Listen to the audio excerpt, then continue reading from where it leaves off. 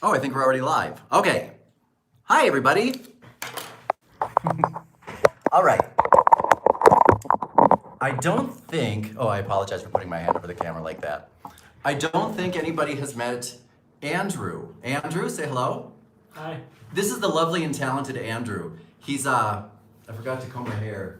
He is helping me get my act together. What do you think about that? So, what we're going to do today is I had a couple of questions on how to stand your ground when people are trying to knock you off of your game, or when people are trying to get you to change your mind. You know, whether it's, let's say, you are telling your kids that you're going to be home tonight by 11 o'clock, or you're telling a realtor, this is the price that I would like for my house, or you're telling your boss, this is the direction I believe that we should go in.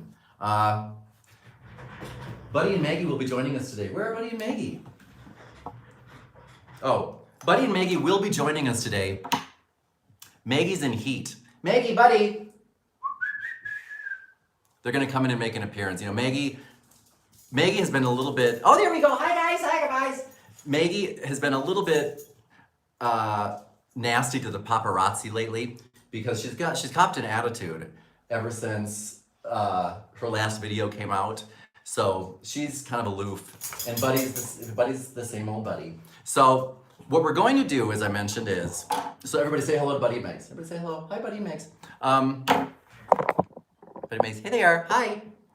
Okay, I'm gonna first give you the strategy that I have found to be the most effective when you need to stand your ground. You know, like if you were saying to your boss, okay, boss, I believe that this is the direction that we need to go. Or if you're saying to your spouse, you know, at home, honey, we need to start saving for retirement or whatever it may be. And they say, well, but, you know, we have enough money for vacations, so let's spend it on that. Or if your boss says, but, you know, Marcy's ideas, you know, she got that right out of Psychology Today, and so I think it might be better than yours. When people rebut what you have to say, and you are, let's say, not good at comebacks. By the way, Anna, the lovely Anna, we were talking yesterday about this subject, and she was saying that she wanted to do more of specifically this. So the strategy that I'm going to give you today, even though it may be simple, remember to practice it. Practice it in no-risk situations so that when you find yourself in a high-risk situation, you can use it effortlessly. And it's the that may be but coupled with, oh, that's where the camera is. It's the that may be but coupled with the broken record.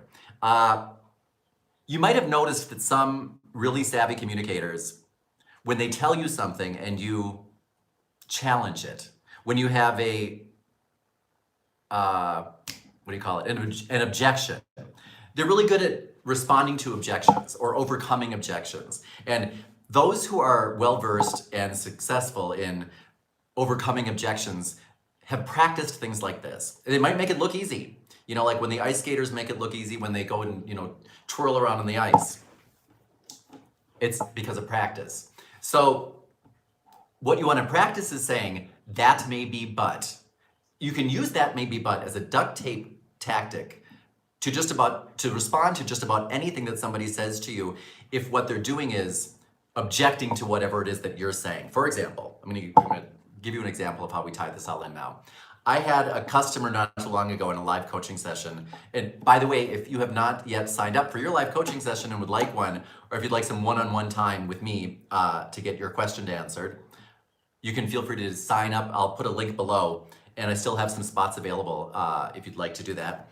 And she was telling me how she was selling her house, and her realtor was coming over later on that night. And the realtor, she knew, was going to try to get her to sell her house for less than she wanted to sell it for. She wanted to sell it for, I believe it was something like $310. And the realtor wanted to make it easy on himself and sell it for $290. And so she said, what do I do? I know he's gonna come over, and I always cave in. You know, when people say, come on, I really think your price is a little bit too high. Have you considered $290? And when they push me a little bit, I am a pushover. How can I stop doing that? And so I told her, use the that may be but in the broken record. No matter what the person says, if you say, I believe we should sell the house for 310. If he says, well, you know what, the comps really in this neighborhood aren't going to support that. Oh, look at Buddy and Maggie. They don't like talking about these types of these types of subjects. If the realtor says the comps don't really support that, you know, I think that if you want to get your house sold in a reasonable amount of time, you might want to do it for 290. Just use that may be but and the broken record. Well, that may be, but I've decided to sell this house for 310. Well, you know, I think that if you sell it for 310, you're really going to be shooting yourself in the foot, and it's never gonna sell at that price. Well, that may be, but we're listing this house for 310. I'm telling you, from my experience, 290 is the way to go. If you choose 310, it's not going to sell. That may be, but I've decided to sell this house at 310. Or, for example, with my nephew Eamon. You know, Eamon, I'm picking you up tonight at 1 o'clock, so be ready. You know, you and Andrew, be ready. And Uncle Dan, all my friends get to stay till 1 o'clock. Well, that may be, but I'll be picking you up at 11. What time did I say I'd pick him up? What time did Eamon always have to come in? 1 o'clock. 1 o'clock. All my friends get to stay out till 2. Well, that may be, but I'm picking you up at 1. Oh, Uncle Dan, it'd be so embarrassing if I have to leave earlier and my friends get to stay at the party. Well, that may be, but I'll see you at 1. Uncle Dan, I'll never forgive you for this. That may be, but I'll see you at 1. You know, and at work, remember, by the way, if you're presenting an idea like this to your boss or to your coworkers, if you say, I have an idea at work, you are sabotaging your success. Remember that nobody wants to hear your ideas. They don't. You know, everybody at work comes in with lots of ideas, you know, lots of crummy ideas. And we have to sit and suffer through hearing other people's crummy ideas. If you want to associate yourself with those who have crummy ideas, go around saying, I have an idea. If you'd rather associate yourself with those who are considered to be savvy, polished, professional communicators, what is the phrase that you would use? For those of you who are already doing training with me, what is the phrase instead of, I have an idea, that you would use? Yes, I have a solution. That's correct. Remember, there's a big difference between saying, look at this. I think I have an idea, and I believe I have a solution, right? Or maybe I just have a proposal. I have a couple of proposals for you. Or I have an answer. Those who can say, I have an answer for you. I brought you a couple of proposals I think you'd enjoy. I have a solution. Are taken more seriously than those who are saying, well, I have an idea, because they're talking like people who know what they're talking about. They're using the same verbal patterns as successful, competent professionals, right? You do not hear the CEOs of companies talking about their ideas. They talk about their answers, their solutions, and their proposals. So if I'm at work and I'm saying to my boss, hey, I have a couple of proposals how we could maximize the time we get out of the temps. You know, let's have them work on Saturdays and Sundays as well. And the boss were to say, well, Sunday's the Lord's Day. I don't like having employees work on Sunday. I could say, well, that may be, but Buddy he's always trying to steal the show. You know, every time we're getting to the climax of the video, that's where Buddy comes in and starts to, you know, steal the limelight. No, I don't. It's not funny. It's not funny. But remember, I think that the temp employees should work on weekends. And the boss might say, I think that's the Lord's Day. Well, that may be, but I believe that if they worked on weekends, we could get more bang for our buck from the temps. Well, I really think that would just be going a little bit too far, don't you think? Well, that may be, but if we did it, we could get more bang for our buck when it comes to the temps. Well, I don't know. I think that might cause an uproar in the staff if they never got a day off ever. Well, that may be, but if we did that, we would get more bang for our buck from the temps. No matter what your proposal is, no matter what you're going to do, or no matter what your plan is, when somebody objects to it, remember, over half the time people are going to be objecting simply to object. You know, we have it built into us. We need to say something to somebody's proposal or answer or idea. And there are many ways to deal with it. if you find yourself struggling standing your ground, people push you around, I want to go out to Chi-Chi's for lunch. Well, we were all thinking we were going to the Olive Garden. Well, that may be, but I'd like to go to Chi-Chi's. Do they still have Chi-Chi's restaurant? Whatever your idea, your proposal is, if you find it hard to maintain your ground, remember, that may be but, and couple that with the broken record. Just keep repeating yourself, and you can use that to stand your ground in just about any situation. And people, by the way, generally the third time, if I were to say, well, that may be, but I prefer fried chicken. Well, fried chicken hasn't really been found to be good for your heart, Dan, and you have a gallbladder problem. You really shouldn't be eating that much fried chicken. Well, that may be, but I've decided to eat fried chicken for lunch. Well, I don't know, I don't even think they serve fried chicken where we're going. Well, that may be, but I've decided to eat fried chicken for lunch. Generally, about the third time, people will say, something like, yeah, okay, I get it. I decided to eat fried chicken for lunch. That's okay. I'm not saying that for you. I'm saying that for me. When we practice tactics like this, other people who are used to pushing us around might be a little put off. They might find it a little bit weird or difficult or say, what's with you? You're not communicating for them. You're communicating for you. So I hope that helped my member who was asking for more tips on, how can I stand my ground? That is by far and away the easiest, most effective way to do it. And you will be associating yourself with those who are considered to be savvy communicators. Hey, buddy. Oh, I see you're back now that we're back on topic for you. Andrew, did we get any exciting questions? Well, they say that they love that might be. It has shut down so many arguments. Oh, great. So you've been using the that may be but. Who wrote that? That was by Lovely Anna. Ah, lovely Anna. Hey, lovely Anna. Thank you. Oh, lovely Anna. LEG says hi from Israel. Who from Israel? LEG. Ali G? LEG. Oh, Ellie G. Hi, Ellie from Israel. What time is it in Israel? Do you have any idea? Hey, Ellie, what time is it over there in Israel?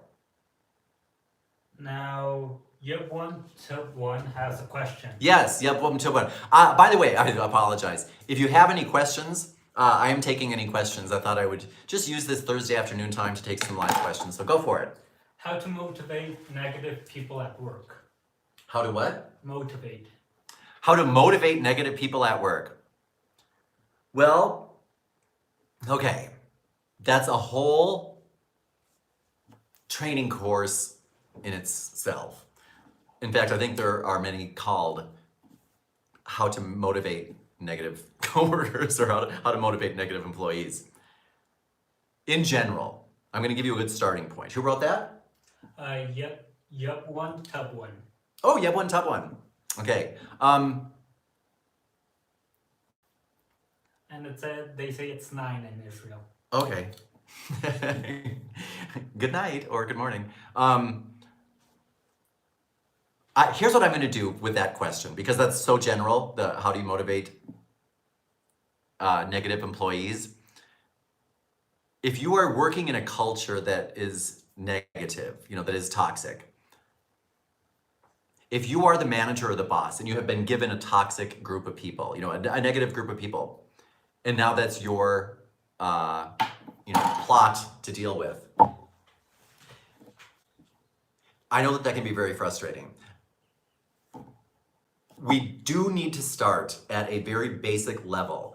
For example,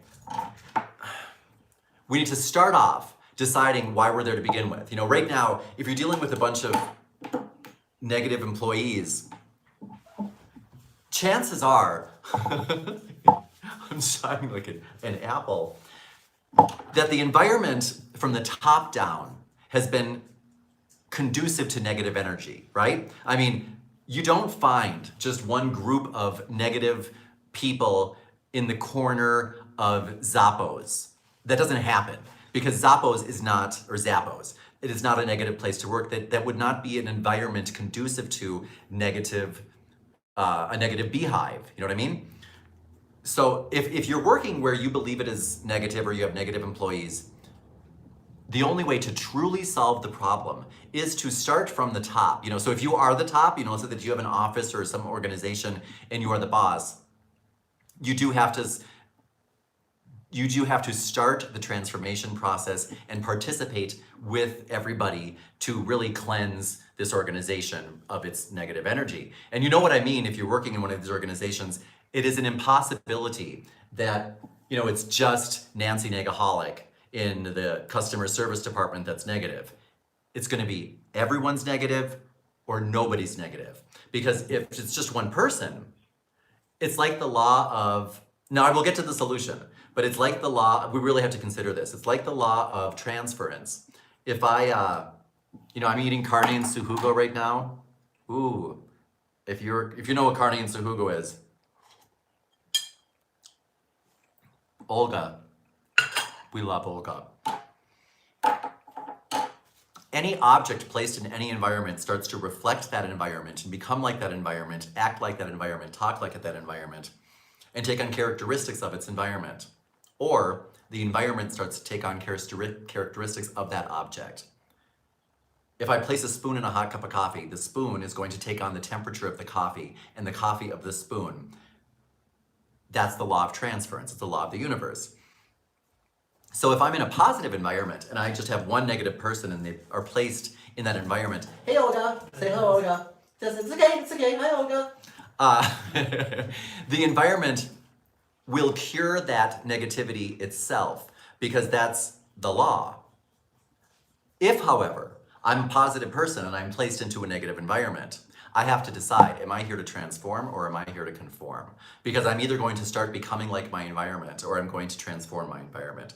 So if that is the situation in which you find yourself, where you're asking, how can I need this job, I need to stay where I am, how can I save my group or my department from its, being sucked down the toilet of negativity that we're being sucked down into? Start with your personal compass. And I know that is something that I talk about a lot, and people are like, yeah, personal compass, but you have not done it if you are still dealing with the basics of dealing with negativity. Because if you had done it, you would not be dealing with that. And the personal compass you can do on a personal basis, on a group basis, on an organizational basis, where you just sit down and there's nothing wrong with saying to your coworkers, you know what, I am getting physically ill coming in to this place every day, thinking of the negativity that I'm about to encounter.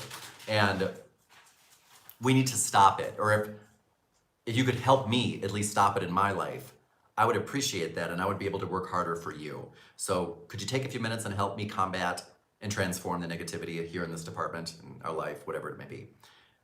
And people will always say yes. If somebody says, no, I won't, they're the problem. You know what I mean? Most people will be happy to get on board with an anti-negativity movement.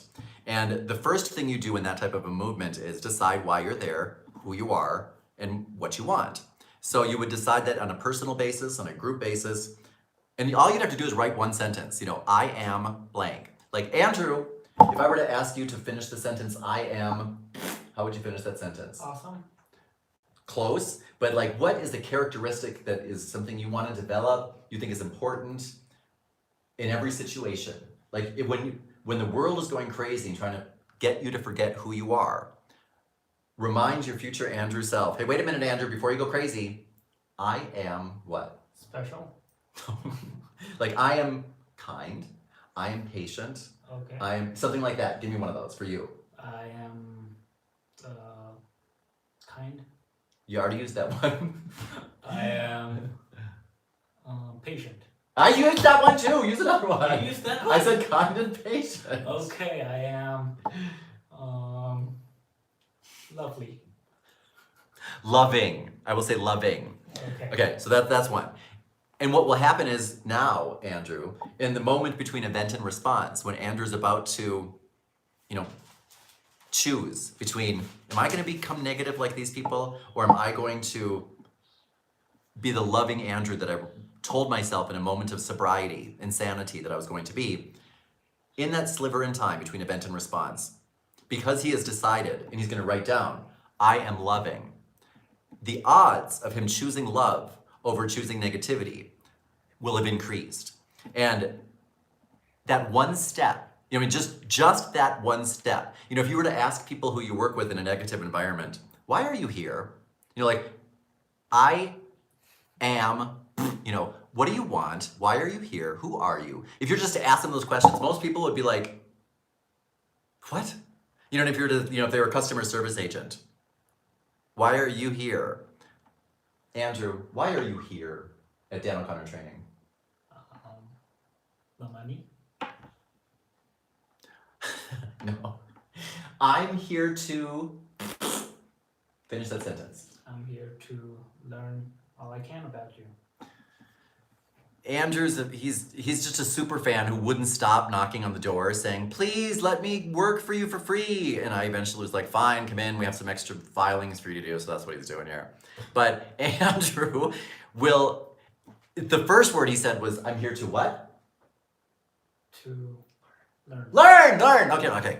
So that's what he's here to do. So Andrew, whether you're here today at Dan O'Connor Training or someplace else, you look to learn in life, right? Yeah. Yes. So he's here to learn, period. So now we've already got Andrew's. Now, by the way, this is Andrew's second day. So that's why we haven't developed this until today. So I am loving. I'm here to learn. And I want, what do you want, Andrew? I want to overcome. What? No, I want, what do you want out of life? Happiness. Happiness! Give me something more specific. What would make you happy? My family. Oh, you want your family? I want them to be okay. Okay. That would make you happy? That would make you happy. How would you make them okay? With money. Money! Okay, so Andrew wants financial independence. Andrew is loving. And Andrew is here to learn. Okay, those are his 3 sentences. We just finished that in 5 minutes, okay?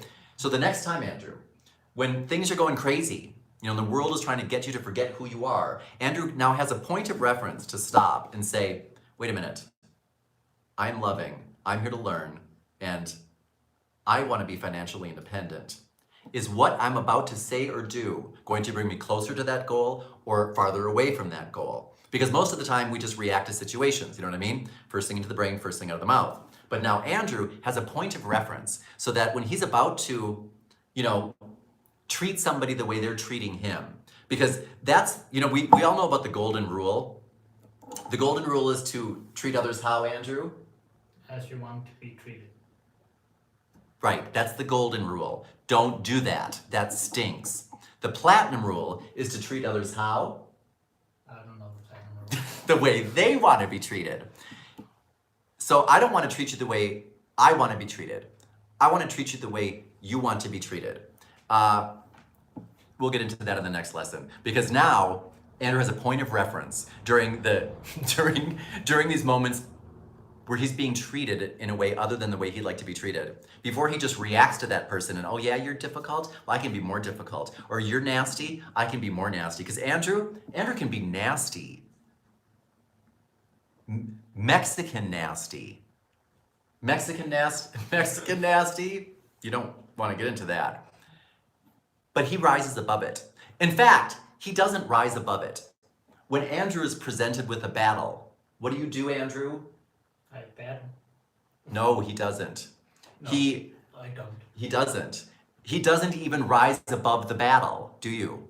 No, I don't. No. What does he do? He illuminates that battlefield.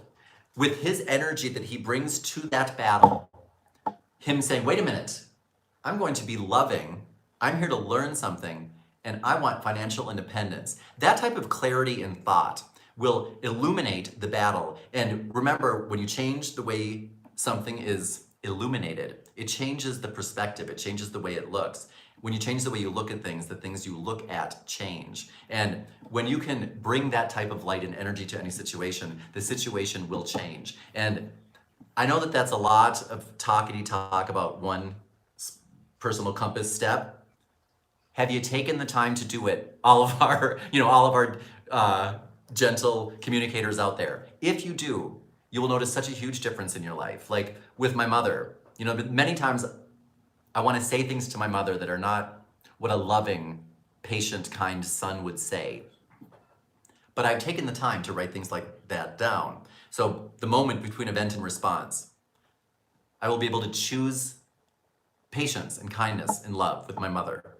even if it's just one time, totally worth it.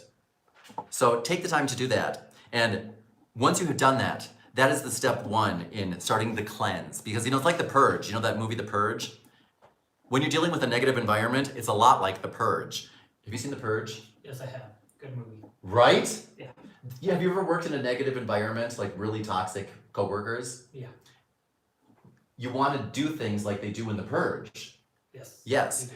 We need to kind of do that, but in a metaphysical sense. And that is step one.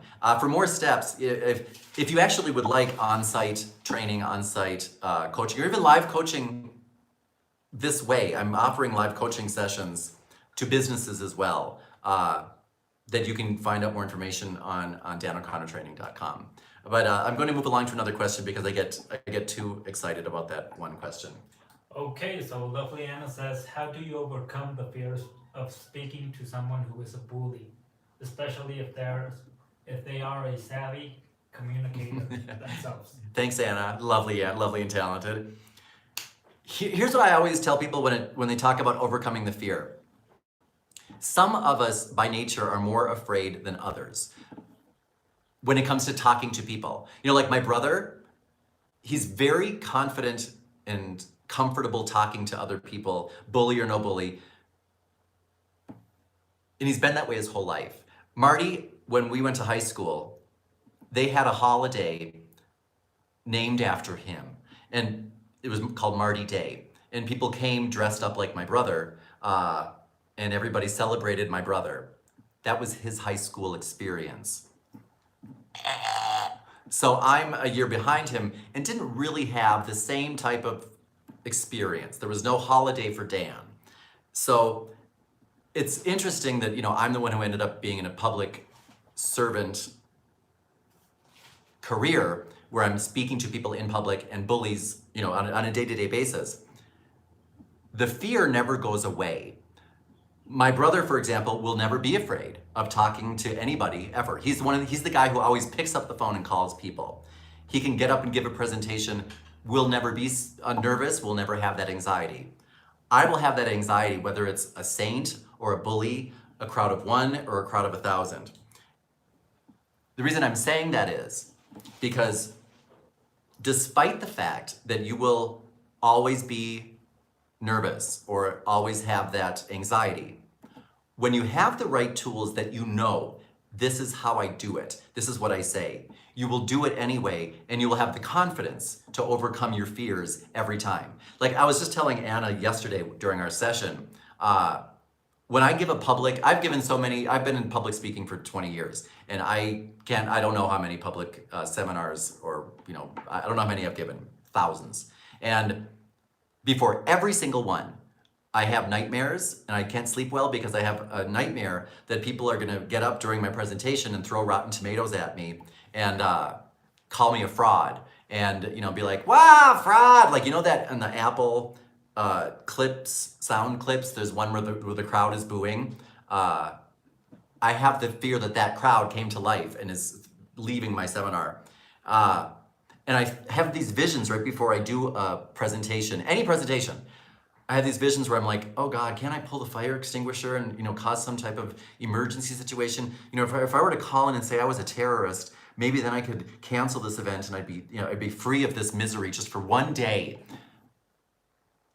But as soon as I start speaking, because I have prepared certain things to help, kind of give me that push, then I remember, oh yeah, I can do this. I'm gonna go through the right steps. Just like Barbara Streisand. Barbara Streisand, before she gives a concert, she has the dry heaves and she, throws up and says, I don't wanna go, and I guess her people help push her on stage. If Babs cannot find a way to overcome her fear, I'm just gonna leave that as there's no way, because she charges more than anybody in the whole history of the world for her tickets, right? So she should be as confident as my brother. She's not. And if you, however, for example, not only have the right strategies, so this is what I'm gonna do with a bully. Like my brother taught me, for example, Anna, that when somebody's coming up to you like in an aggressive physical way, don't take a step back, take a step towards them with your chest and show them, I will step towards you when you step towards me. There was one time in my whole life when I had to use that particular maneuver. And I remember when I did it, there was this guy who was really mad, and I was out walking Buddy. That's probably why I did it, because normally under normal circumstances, I would ignore aggressors. But in that circumstance, I was like, oh, you're gonna mess with my dog? And so he came at me and I stepped towards him, because time slows down during these moments, right? Where your brain actually makes things slow down and processes more frames so that you can remember steps. What was I supposed to say? What was I supposed to do? And in that sliver in time, in that flash, I remember my brother saying to me, step towards him. And so I did, and I remember the guy backed down right away, and I thought, ha ha ha, you're scared. You scared, you cat? Because I had the right stance, you know what I mean? And I was like, it's true, it works. Lead-in lines, Anna. When you are talking to an office bully, for example, and depending on what the situation is, a lead-in line could be, are you trying to, for example, let's say that the office bully, and if you have time, give me an example of what they might say. Because a lead-in line, such as, are you trying to, can work in so many different situations. You know, interesting. Are you trying to embarrass me when you say that? Are you trying to say you did not like that idea? Are you trying to say, like if somebody's, insulting your hair, and they say, nice hair, where are you going tonight? Back to 1987? Are you trying to say you do not like my hair? When you call people on their behavior, if it's an office bully I'm just giving you an example, engages in passive aggressive behavior, and I have lead-in lines to help me get out those first few words, are you trying to say you don't like my hair? Are you trying to say you thought I did not do a good job back in that meeting? Are you trying to say, what I'm doing is many different things if I have that lead-in line for an office bully. Number one, when it's my turn, I'm not left without words. I'm not a stoppable communicator. I'm an unstoppable communicator. I will always have the words for you. So when you're done insulting me or throwing out whatever, common insults you have, because that's all that there is with that type of communication, I will be able to respond to you in a way that illuminates this battle, by saying, are you trying to say you didn't like XYZ? And then if, under normal circumstances, when you say to a bully, who's being passive aggressive, and you have to clarify what they're saying, and you say, are you trying to say XYZ? Under normal circumstances, what do they say? How do they respond? They'll say things like, I was just kidding. Remember the 3-second look. All communication when dealing with a bully or a hostile aggressive situation should be deliberate. When somebody is called on their behavior, because that's the thing that bullies hate, being called on their behavior in a way that's not like their behavior. If I were to say to a bully, are you trying to XYZ? And then they gave me an answer like, just kidding, can't you take a joke, or whatever it is. The 3-second look, remember, is you just look at them for 3 seconds. And most people during that 3-second period in time would find it so uncomfortable, they would say something else that would be, again, a reaction and sound, it would not be good for them. They would end up, diminishing their own personal power by what they say normally. If they have a good response, you've already given the 3-second look. You've already said, are you trying to XYZ? Have more duct tape tactics like I'm going to be sending you in your package, the lovely Anna. For example, that is interesting. Why would you say that? Or that's interesting. Why would you do that? Or that's interesting. Why would you ask that? Or that's interesting. Tell me more about that. Why do you think that? If you just have those 4 questions, that's interesting. Tell me more. That's interesting. Why would you say that? That's interesting. Why would you do that? That's interesting. Why would you ask that? Those 4 questions you can use to respond to anything somebody says to you. Anything. And gives you a moment in time to think so that you can be confident. So to summarize, there's a long answer to a simple question, how do you respond to office bullies without the anxiety? You will always have the anxiety. However, you will be able to stand your ground anyway, and you will be able to do it with authority when you have lead-in lines and duct tape tactics, so that no matter what the bully throws at you, you can always respond. which is going to be reflecting. Like if Andrew, for example, if I were to say, nice shorts, Andrew, if I were to say that, okay, nice shorts, where'd you think you were coming into work? The Cadillac Club? Okay, so Andrew, you're not going to be drawn into that, right? No. No, because what are you here to do? Work. No! What answer did you give me before? Learn. Learn! He's here to learn. And Andrew, you are, who are you? I am... I'm a cute person. I'm a cute person. I am loving, remember that? Oh, yes. I'm loving, I'm here to learn, and I want... Financial independence. Financial independence. So he's going to remember that. And instead of responding to me when I make an insult like that, Andrew could say to me something like, what? Thank you. He could say that. Or he could say, like using the tactic that we just used, he could say, Dan, are you trying to say you do not like my shorts? Are you trying to say I should have worn pants? Are you, whatever. So ask me that, Andrew. Are you trying to say I should have worn something else? Yes, I am. Now give me one of those 4 phrases that we just talked about. Which are?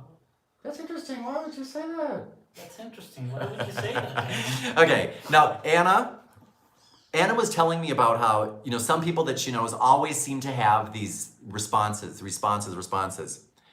Watch Anna. Those people who you know that always have the words, you're going to find them saying things frequently like, that's interesting, why would you say that? That's interesting, why would you do that? That's interesting, why would you ask that? That's interesting, tell me more about that. That's interesting.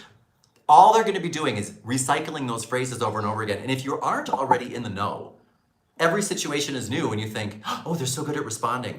You don't know that they just use that phrase for every other situation in their life that was like that. But if Andrew, instead of reacting to me, was like, well, interesting, Dan, why, are you saying that I should have chosen something else? By the way, Andrew, I think knows I'm not saying that, okay? Andrew can dress however he wants. It is a very stylish dresser. I was just asking him for some style advice earlier. So that was just an example, Andrew. I don't want you to, feel bad about that, okay? Some people will feel bad for you and they will get on my case. Don't send in letters trying to defend Andrew. He's fine. Are you trying to make me feel bad? See, there you go. That's it. Are you trying to make me feel bad, Dan? Now, if I were to say, and using the same strategies, yes, I am. How would you respond, Andrew? Very interesting, Dan. Very interesting. No, I would just... So that's, Anna, if you have those, are you trying to make me feel bad, Dan? Interesting. Why would you do that? And if I were to say, well, because I'm mean. Well, Dan, Andrew might even give me a feel, felt, found. The feel, felt, found is, well, I can appreciate why you'd feel that way. Others have felt the same way in the past. However, what I have found is, or the think, thought, believe. I can understand why you might think that. Others have thought the same thing in the past. However, I believe it works for me and might work for you. Or the seesaw scene. I can understand why you'd see it that way. Some others might have, they saw it that way as well. But now that I've seen it work for others, I think it'll work for you too. The seesaw scene, the feel, thought, felt, found, the think, thought, believe, they're all the same. When people hear them, they don't know that you're using a verbal tactic. They do not know that. All they know is when somebody came up to Anna, I just had a viewer say to me that she had a boss. She was sitting where Andrew's sitting, let's say, and she had made a mistake, and she had destroyed, I'm going to say, a folder. Okay, I think that's actually what happened. You can see it in the comments in recent videos. And another manager, not hers, but another manager walked by, and as he was walking by her desk, he said something like, hey, destroyed any folders lately? And she was so stunned that somebody would call her out and insult her in such a way that would embarrass her so much, she didn't respond to it. And she said, what could I have said or what could I have done? And for example, she could have said, interesting. Are you trying to embarrass me in front of my coworkers by saying that? And if he said, well, yeah, kinda. She could have said, why would you do something like that? Then he'd say, well, I'm just a bully at work. Well, I understand you might think that that is a productive way to get employees motivated. And maybe some of the managers that you've worked for in the past have thought that as well. However, I have not found, nor have any studies of any credibility found, that that is a way to motivate employees. If you have just simple strategies, are you cold? Yeah. It's cold. You're not putting on more clothes because I made fun of your shorts. No, I'm not. I wish I could wear shorts to work. I just can't because I look foolish. If you have these strategies, Anna, you know, the feel, felt, founds, think, thought, believes, lead-in lines, closing lines, navigational phrases. Navigational phrases, you know, I believe this conversation has taken an unfortunate turn, and we need to stop here. We need to back up a little bit. I believe we need to turn this around. I believe, you know, those types of navigational phrases, like you would drive a car, same way you would drive a relationship or a conversation. We've heard people say things like that. You know, I believe that this conversation has taken an unfortunate turn, and it is my vote that we stop here, regroup, come back, change direction, and get back on course. And let's say 5 minutes. Does that work for everybody? You know, when you can say that using navigational phrases, people think you are a communication superstar. When you can respond by saying, you know, why would you do that in front of my coworkers? Are you trying to embarrass me? By the way, be real and authentic with your emotions. When you're telling people things like, are you trying to hurt my feelings when you say that? You know, when you're open with it, you know, and say, that was very embarrassing for me. I'm surprised that you would want to make me relive that and embarrass me further in front of my colleagues. You know, and I wouldn't say, did you think that that's a good strategy? You know, did you think that that was going to help? You know, you don't want to ask hostile questions. You know, hostile questions are things that begin with, what did you think? You know, like, you know, your spouse will ask you, what did you think would happen when you did that? You know, what were you thinking when you did XYZ? Why would you think that yada yada? You know, why would you blah blah? Those are hostile questions. We don't want to ask those because what we really want to say are statements. So I don't want to, if I can possibly avoid it, I never want to engage in anything but upfront, authentic communication because it's so disarming. You know, if I were to say to a bully something like, that is really embarrassing for me, and I'm surprised that you would try to further embarrass me in front of my coworkers. You know, and then just give you a 3-second look. Don't add more to it. Like Anna, we were talking yesterday about adding to things. You know, a lot of times we just add too much to our message. You know, Anna was saying to people, oh, I have my notes. Anna, what was it?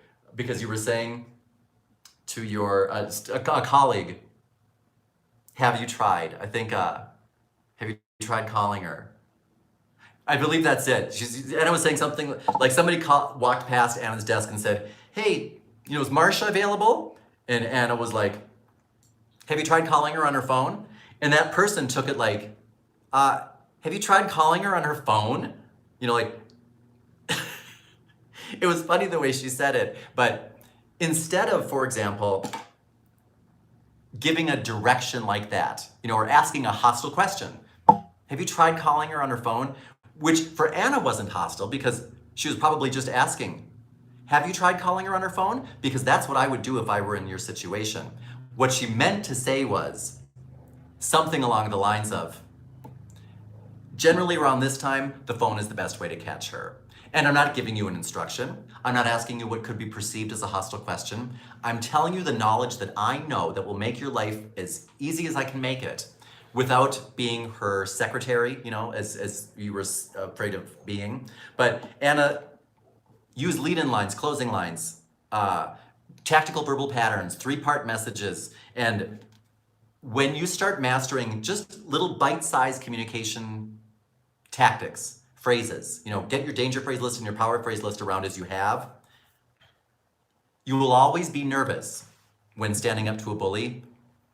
Nervous, anxiety, and confidence are 2 totally different things. So you will, despite your anxiety and nerves, be confident standing up to that or any other bully once you have the right tools and have used them. So you're like, oh my God, they do work. You know, you are an energy vampire slayer. It's like you're walking around with a huge, you know, stake that you are going to shove through the heart of these energy vampires that you work with, and you know it's going to work. It might not be fun, you know, you know it's going to be gory, but you'll do it, and you'll know that you're going to be able to do it. Andrew, Yes. give me another question. Sure. Ciao West says, when you're starting a new job, how to get your coworkers to warm up to you. Oh, when you start a new job, how to get your coworkers to warm up to you. Okay, that's pretty general again, which is great. I'm going to give you, off the top of my head, a 3-step process that the Japanese used against the Americans in World War II when they would capture the Japanese would capture American soldiers, and they would be amazed. Our government was amazed at how quickly the Japanese were able to take the American soldiers and befriend them. And all of a sudden, before you knew it, they were playing cards with the Japanese and signing documents saying I was anti-American, and the Japanese have a point. And they would be signing that, and they were like, how did you get so many of our troops to bond with you? Because that's what it sounds, what's his name? Ciao West. Ciao West. It sounds Ciao, like that's what you're going for. Like you want to form this bond. When the Japanese were all done fighting the US, they came out and said, actually what we did was a simple 3-step tactic. And it's not what they use to sell you a television at Best Buy. If you've ever gone to Best Buy, you know how you go into a Best Buy and there'll be like 3 televisions up there on the wall or on the display. There'll be like 15. And if you ask one of those Best Buy associates, they are very well trained. They're like 12 years old and have already learned all of these communication tactics that most of us will never learn. So pay attention to the Best Buy salespeople. And the buckle. If you've ever gone to the buckle to buy clothing, awesome. So they'll say to you something like, if you say, those 2 televisions look pretty same to me, but one of them is about twice the price as the other. What's the deal with that? They'll be like, let me tell you a secret. Those 2 televisions, they're pretty much the same in terms of what you're gonna get. They both are smart, they're both same inches, they both have yada yada features. The thing is, one of them came out last year and was more expensive to make this technology last year, and one of them came out this year, so it's cheaper, that's all. Let me tell you a secret. If I were to buy one of those, I would get the cheaper one, because, now this is just between you and me. As I just told you, it might be cheaper, but it's only because it's newer technology. So not only do you get a newer television and it's cheaper, it's gonna be a little bit better than the more expensive one because that was last year's model. Okay, but do me a favor. Don't tell my boss that I told you that, and don't tell anyone else around here that I told you that. That's just between you and me, okay? And even when I hear that, that is the 3-step process. Make a confession, tell a secret, ask a favor. When I hear that, I'll be like, oh, that was make a confession, tell a secret, ask a favor. And I'll be like, do it some more, it felt so good, it felt so good. And I'll be like, way to go. I'll be like, I am buying my TV from you, because despite the fact that I know the language that you're speaking, it's like, because people have a problem with that sometimes. They're like, why? What if somebody finds me out? That I respect that. It's like if I'm in Mexico and somebody's speaking Spanish to me, I'm like, oh, thank goodness you're speaking Spanish. That's the language here. So it's never a bad thing, ever.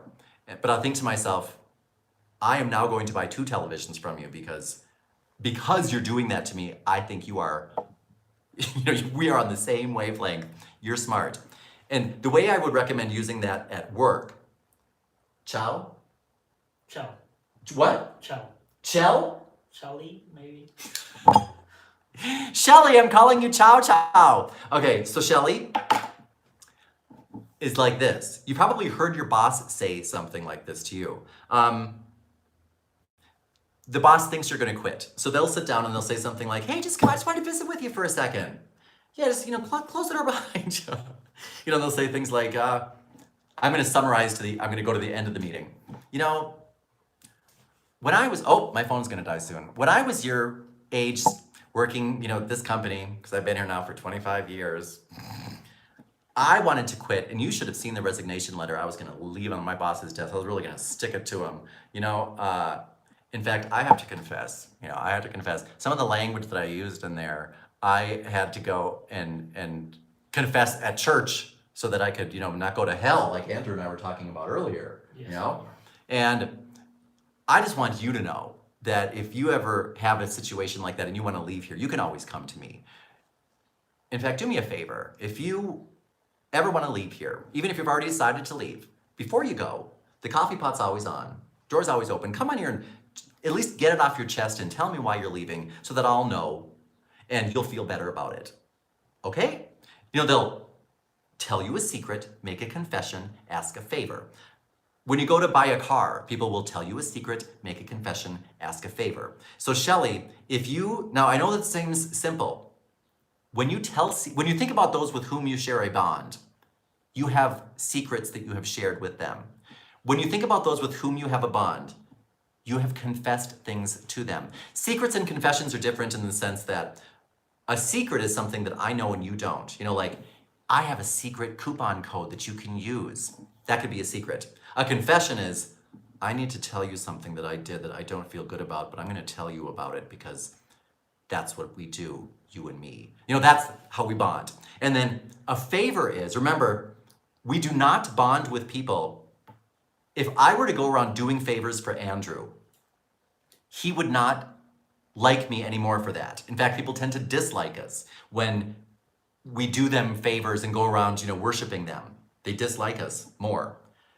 They like us more when we ask them to do favors for us. And that may seem counterintuitive, but what happens in the mind is, if I were to say, Andrew, could you do me a favor and grab me an extra roll of toilet paper from the bathroom? Sure thing, Dan. Okay. And he would not want to say to himself, why did I do that for Dan? Because I'm a pushover and I'm a jerk. He would think to himself, no, I do that for Dan because Dan's worth it. He's a good guy. And, I do it for him because he deserves it. I like Dan. That's why I did it. When we ask other people to do us favors, they like us more after doing the favor. So just remember that one, Shelley, specifically. And remember, if you want to really give them a whopper, three-pronged approach, tell a secret, make a confession, ask a favor, go around telling people other people's secrets. Go around confessing about, use it as free therapy. Tell people about something you're ashamed of. And then, ask them to go buy you a Coke. Everyone will love you. But in addition to that, I also have there's a few different videos that I've done on how to make people fall in love with you. And there are things that you can do to release phenylethylamine in the brain of those around you. And phenylethylamine is the love drug. Phenylethylamine and cortisone and whatever those love drugs are. There are things we can do physically and verbally and non-verbally that will mimic the natural process of bonding chemically in our bodies, because when we bond with people, it's a chemical process. Just like when a baby bonds with his mother, that's a chemical thing that happens. When I bond with Maggie and Buddy, it's a chemical thing. There are things you can do. Check out my other videos on those. And Andrew, I do have to get going, but what else do we have? Is there anything pressing that I should know before? Well, Rose Pickering just became a new member. Rose Pickering! Thank you for becoming a new member of what? I don't know. Thank you, Rose Pickering, for whatever you became. What I mean is it's either going to be the channel or Dan O'Connor website. I appreciate that, Rose. Whatever it is, I appreciate it. I will check that out. I can't see. I am legally blind, and so I can't see and talk to you at the same time. So that's why I had Andrew come here today so he could read some of these things to me. So I can't personally see next. Apparently, Ciao, it's short for Michelle. Oh, Michelle, thank you. Oh, it's like my sister-in-law. Her name is Shell. Shelly. And Jess Wolfgang says, hi, Dan. Hi, Jess Wolfgang. And No, those are not pressing issues. okay, so how to develop a more dominating nature when your nature is submissive. This is a family show. Just whoever wrote that, that's like asking Buddy, how can I train you? How can I train Buddy to be more aggressive and Maggie to be more passive? You can't really. The question was how to change your nature so that you're more aggressive and dominant. Your nature is what it is. What I recommend instead is finding a way to make that work for you.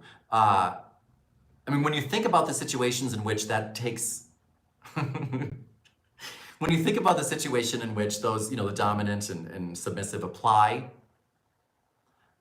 whether it's at work, at home, in your romantic life, in your professional life, I recommend finding a way to maximize your strengths and make them work for you than it is to try and change something that you see as a defect. Or you know what I mean? But somebody must be having an emergency because they won't stop calling. And oh, it's the tow truck, I bet. Oh, my Cadillac is here. Oh, Cadillac. Okay, thank you guys. When will we be back, Andrew? On Monday. No, tomorrow. No, I'll be back on Monday. Tuesday. We'll be back on Tuesday at 2. So remember, 2 for Tuesday. Dan and Andrew will be here. And for everybody else, I hope that you are here as well. And if you wrote your question and I did not answer it yet, especially for members, if you're a member, I will answer those if I can on a video before 2 for Tuesday. And Taco Tuesday, we'll have tacos. What do you say? What do you say to that? Taco Tuesday? Taco Tuesday next Tuesday? Andrew liked Olga's tacos. They were good. So I apologize about what I see now is my greasy face and the Buddy and Maggie that I guess it's nap time for them. They were a little bit, I guess the union didn't give them their full salary for today, so they went out and took a nap. But we'll all be back in full force next Tuesday at 2. So I'll see you all then. And for everybody here at Dan O'Connor Training, including Andrew, Maggie, Buddy, Olga, and the gang, this is Dan O'Connor signing off.